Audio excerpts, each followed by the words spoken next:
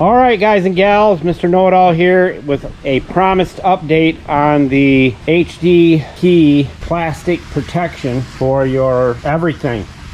Anything and everything that touches the concrete, or you don't want to scratch up your deck. This is it. And this one was the first chair we did.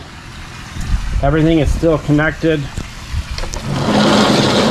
So the super glue and the silicone glue are both doing a good job.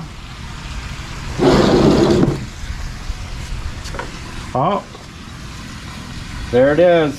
Super glue fails right there, and that was not planned, I promise you. Super glue is not what you want to use.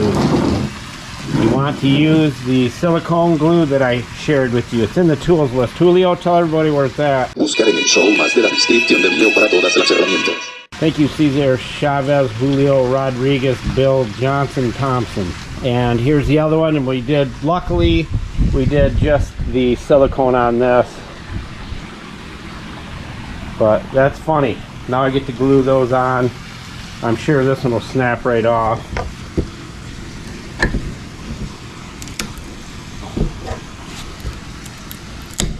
Yep.